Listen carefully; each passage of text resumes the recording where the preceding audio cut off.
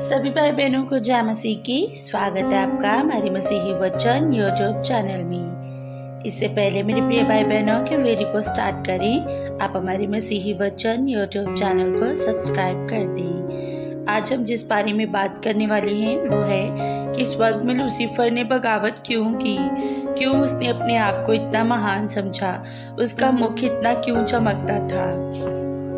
स्वर्ग में इस बगावत से पूर्व लूसीफर एक उच्च पदधारी स्वर्गदूत था, परमेश्वर के अपने पुत्र के समान ही सम्मान पाने वाला। उसका मुख दूसरे स्वर्गदूतों के समान ही दयापूर्ण तथा प्रसन्नता से चमकता हुआ था। उसका शरीर सब प्रकार से संतुलित और उसकी प्रस्तुति महान और राजशाही थी। एक विशेष प्रकाश की चमक उसके चेहरे से आती थी जो उसके चारों ओर और अधिक कीर्तिमान थी, जो दूसरे स्वर्गदूतों के पास ना थी। फिर भी ख्रीष्ट परमेश्वर का पुत्र समस्त स्वर्गदूतों के समूह के ऊपर था, वही परम पिता के साथ था। इससे पहले कि स्वर्गदूतों को बनाया गया, परंतु लूसीफर ख्रीष्ट से जलन रखता था और शनि शनि उसने अपने स्वयं के ऊपर वह स्थान ले लिया जो केवल ख्रीष्ट का ही था। स्वर्गदूत ख्रीष्ट को स्वर्ग का शासक मानते थे। उसकी शक्ति तथा अधिकार बिल्कुल वैसे ही जैसे स्वयं परमेश्वर के थे। लूसीफर ने अपने आप को स्वर्ग में सभी दूतों का चहेता समझा। परमेश्वर ने उसे एक उच्च पद दिया था, परंतु इस बात ने उसने अपने आप को ईश्वर के समान ही समझना चाहा। वह अपने उच्च पद में बड़ा घमंड महसूस करता था। वह ये जानता था कि स्वर्गदूतों द्वारा उसका बहुत सम्मान किया जाता है। उसके पास करने हेतु बहुत विशेष कार्य था। वह तो सृजनकर्ता के समीप रहता था और उस पर परमेश्वर के प्रकाश की चमक पड़ती रहती थी। उसने सोचा कि समस्त स्वर्गदूत कितनी शीघ्रता से उसकी आज्ञाओं का पालन करते हैं। क्या उसका परिधान तेज में तथा सुंदर नहीं? फिर ख्रीष्ट को वह सब आदर प्राप्त हो, मुझे क्यों नहीं? उसने तुरंत परमेश्वर के सामने से अपने आप को निरा तथा यीशु ख्रीष्ट के प्रति घृणा से ग्रस्त होकर हटा लिया। अपने असली लक्ष्य को छिपाकर उसने सभी स्वर्गदूतों को अपने चारों ओर एकत्रित किया। उसने अपना इरादा उनके समक्ष रखा जो वे स्वयं था, जैसे कि किसी के साथ अन्याय किया गया। उसने बताया कि किस प्रकार उसे किनार कर परमेश्वर ने यीशु को अधिक चाहा। उसने उन्हें बताया कि बस आज के बाद जितनी भी स्वतंत्रता स्वर्गदूतों के पास थी समाप्त की जाती है, क्योंकि क्या उन सभी पर एक शासक की नियुक्ति नहीं हुई है जिसके समक्ष सदा उन्हें बंधुओं के समान कृतज्ञ होकर उसे आदर देना चाहिए। उसने उन्हें बताया कि अब वह अपने व उनके अधिकार का हनन तथा दखल किसी भी सूरत में सहन नहीं करेगा, कि वह अब कभी ख्रीष्ट के सामने नहीं झुकेगा। इससे तो अच्छा होगा कि वह उन सब सम्मान और विशेष अधिकारों को स्वयं ग्रहण कर ले जो परमेश्वर ने ख्रीष्ट को दिए हैं, तथा अब वह उन सभी का मुखिया होगा जो उसके समक्ष उसके पीछे चलने हेतु समर्पण करेंगे और उसका कहा मानेंगे। इस बात से स्वर्ग के मध्य मतभेद हो गया। लूसीफर और साथ सहानुभूति रखने वाले परमेश्वर द्वारा स्थापित सरकार का ढांचा बदलने का प्रयास कर रहे थे।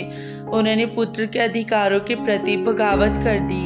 वे स्वर्गदूत जो परमेश्वर के प्रति निष्ठावान थे, बगावत करने वाले स्वर्गदूतों को सृष्टिकर्ता की इच्छा में फिर से सम्मिलित करने का प्रयास करने लगे।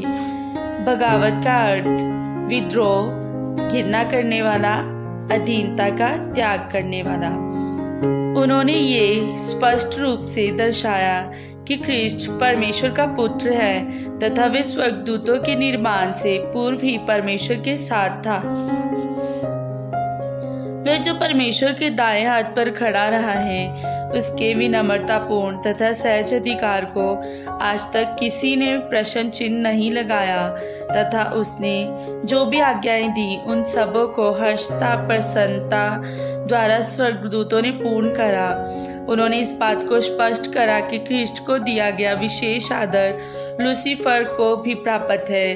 स्वर्गदूत रो पड़े। उन्होंने भरसक प्रयास किया कि वे बात बदल जाएं तथा अपने शैतानी इरादों को छोड़कर सृजनहार के पास वापस आ जाएं। उस समय तक उन्होंने बताया कि सभी कुछ शांतिपूर्ण तथा एकता में हो रहा है। इस कारण उसकी बगावत की आवाज़ का क्या औचित्य। लूसीफर ने कुछ भी सुनने से इनकार कर दिया। फिर उसने उन सभी निष्ठावान स्वर्गदूतों से अपना मुंह मोड़ लिया और उन्हें गुलाम होने के लिए नीचा दिखाया। ये स्वर्गदूत जो परमेश्वर के सच्चे सेवक थे उसके इस व्यवहार से ठगे से रह गए। जब उन्होंने लूसीफर को बगावत में सफल पाया, उसने उनको परमेश्वर के शासन से भी अच्छा शासन देने का वादा किया जिसमें संपूर्ण स्वतंत्रता होगी। एक बड़े समूह ने उसका साथ देने के लिए अपनी इच्छा दिखाई तथा उसे अपना सेनापति तथा मुख्य नेता चुना। जैसे ही उसने देखा कि उसका प्रयत्न सफल हो रहा है, उसने इस विचार पर मन ही मन प्रसन्नता जताई कि अब वे सभी स्वर्गदूतों को अपनी बगावत में सफलतापूर्वक सम्मिलित कर सकेगा और फिर वे परमेश्वर के बराबर ही हो जाएगा। तब सभी बस उसकी प्रभुता को समस्त स्वर्गलोक मानेगा। एक बार फिर वफादारी का परिचय देते हुए स्वर्गदूतों ने उसे चेताया कि यदि वह अपनी बगावत की बात पर अड़च रहा तो उसका परिणाम क्या होगा। यह जिसने उन्हें बनाया वे सब कुछ नष्ट भी तो कर सकता है तथा कुछ निर्णय लेकर उन्हें दंडित भी कर सकता है। ये विचार कि कुछ स्वर्गदूत परमेश्वर के बनाए नियमों को ना माने जो स्वयं परमेश्वर के समान ही पवित्र है। निष्ठावान स्वर्गदूत ने चेतावनी और कहा कि वे लूसीफर की भड़काऊ बातों से अपनी आंखें बंद कर लें तथा उसको तथा उसके साथ मिल गए सभी बगावती स्वर्गदूतों को कि वे परमेश्वर के समक्ष जाकर ये कबूलें कि वे गलत थे तथा ये भी माने कि वे परमेश्वर की प्रभुता पर प्रश्न उठाने हेतु कसूरवार हैं। लूसीफर के बहुत से साथी निष्ठावान स्वर्गदूतों की बातों से सहमत थे तथा अपना गुनाह कबूल कर चाहते थे कि एक बार फिर वे स्वर्गीय परमेश्वर तथा उसके पुत्र की मंडली में फिर से शामिल हो जाएं। महान बगावतकर्ता ने सबको समझाया कि वे परमेश्वर के कानूनों से भली प्रकार से परिचित हैं और यदि वे इस गुलामी प्रथा में रहकर माफ़ी मांगेगा तो उसके बाद उसके सभी अधिकार परमेश्वर उससे छीन लेगा। फिर वह उस उच्च पद के लिए विश्वसनीय ना रहेगा। उसने उन बगावती स्वर्गदूतों से कहा कि अब वे और बहुत आगे निकल चुके हैं, अब वे वापस नहीं जा सकते। वे सब परिणाम भुगतने के लिए तैयार हैं क्योंकि अब वे कभी भी सेवार्थ पिता तथा उसके पुत्र के समक्ष नहीं झुकेगा।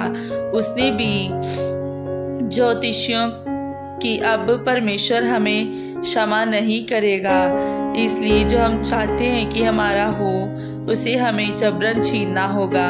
इस प्रकार लूसीफर प्रकाश को ले जाने वाला जो परमेश्वर की महिमा में उसका साथी था, जो परम प्रधान परमेश्वर के महान सिंहासन के समीप खड़ा रहता था, बगावत के कारण शैतान बन गया जो एक शत्रु था। विश्वसनीय स्वर्गदूतों ने तुरंत जाकर ईश्वर के पुत्र को जो कुछ भी घटित हो रहा था बताया। उन्होंने पितृ को परामर्श करते देखा कि किस प्रकार अपने विश्वास पात्र स्वर्गदूतों के हितों की खातिर शैतान के द्वारा ग्रहण की गई उच्च स्थितियों को किस प्रकार दबाया जा सकता है। महान पिता परमेश्वर लूसीफर को तुरंत स्वर्ग से हटा सकते थे, परंतु उनका ऐसा कोई इरादा नहीं था। वे बगावत पर उतारू बागी और उसके समस्त सात्रियों को अपने पुत्र और उसके सभी विश्वास पात्र स्वर्गदूतों के समक्ष बराबर का अवसर देना चाहते थे।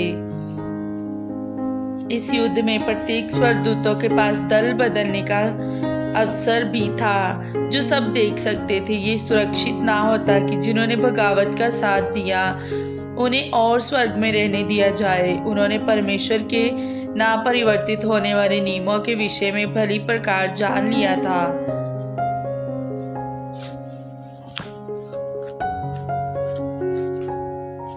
तथा अब जो क्षति हुई कोई भरपाई नहीं हो सकती थी।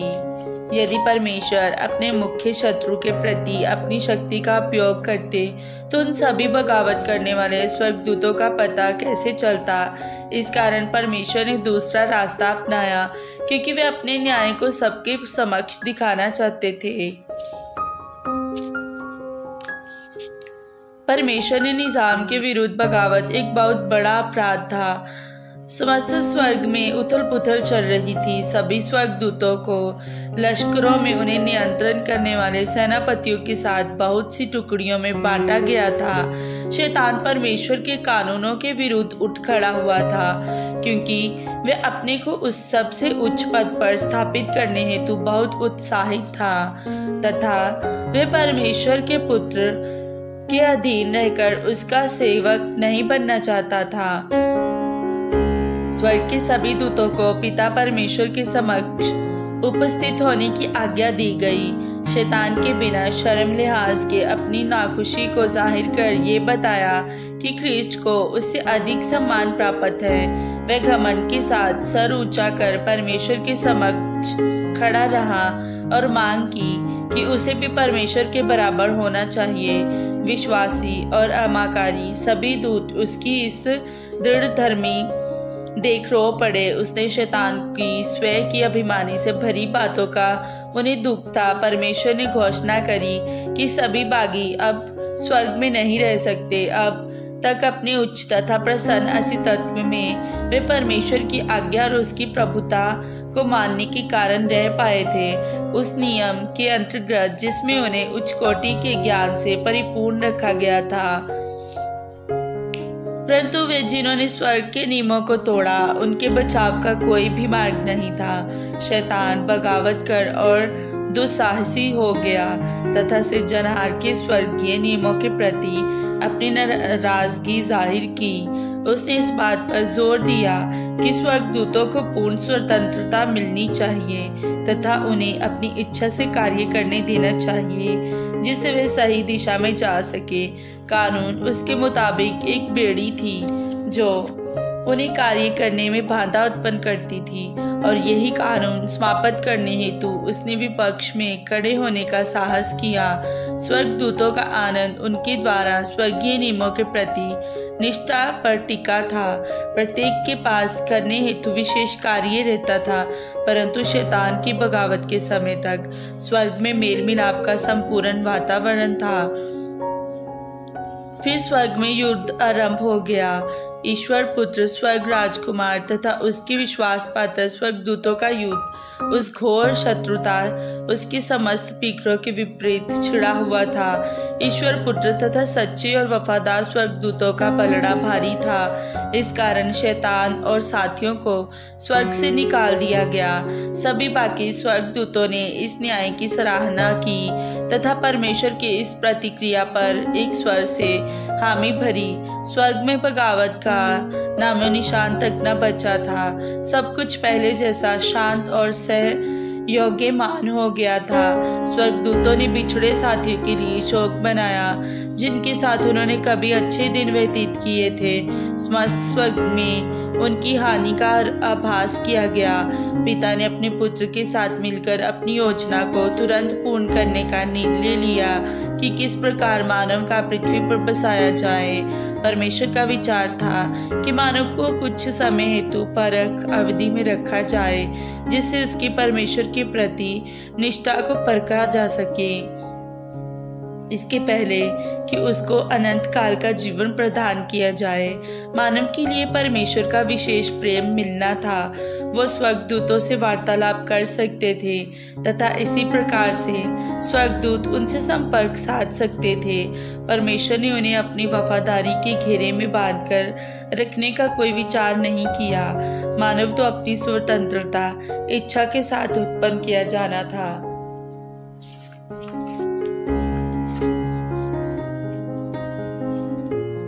ये अध्याय उत्पत्ति पर आधारित है।